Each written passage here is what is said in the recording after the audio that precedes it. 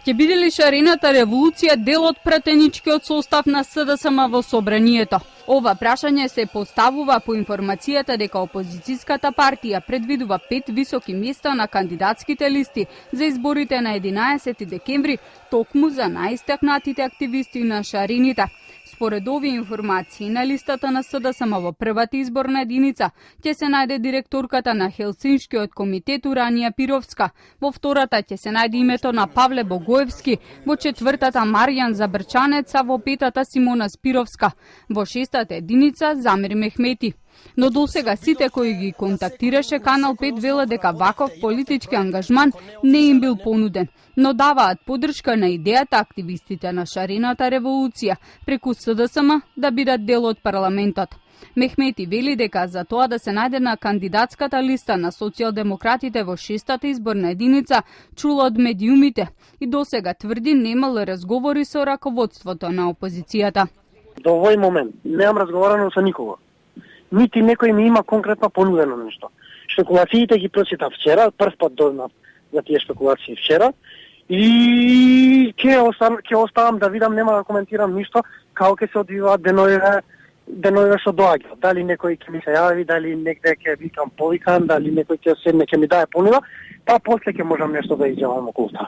Без конкретен одговор дали би прифатил да биде кандидат за пратеник на социјалдемократите, Мехмети вели дека дава поддршка на секој кој на овој начин ќе се обиде да води институционална битка за демократија. Не гледам, прво морам да кажам дека не гледам проблем било кој од активист од шарената револуција ако донесе одлука дека сака да се бори институционално или да се бори за институционална демократија преку институциите, апсолутно ќе го поддржам. Не само активист од шарената револуција, од било кое движење, од граѓанскиот сектор, апсолутно не гледам зошто не би било тоа. Фејсбук статусот на Мехмети во кој го коментира преседателот на НСДП Тито Петковски, што го пренесоа дел од медиумите наведувајќи дека е одговор на изјавата на Петковски, дека ако СДСМ ги сака шарените на кандидатските листи, тоа треба да го стори на своја сметка, а не на сметка на коалицијските партнери. Мехмети вели неговиот коментар не е поврзан со изјавата на Петковски и истата ја видел дури по објавата на социјалната мрежа. Богоевски исто така вели никој од опозицијата не го контактирал и не му понудил место на пратеничките листи. Јас не знам ништо за тие информации. Мене се уште никој ми нема ветено дека ќе бидам на каква била листа. Мислам дека граѓанските активисти треба поактивно да се вклучат во политичкиот живот. Информациите дека ќе се најде на кандидатската листа на СДСМ вчера ги демантираше и Пировска.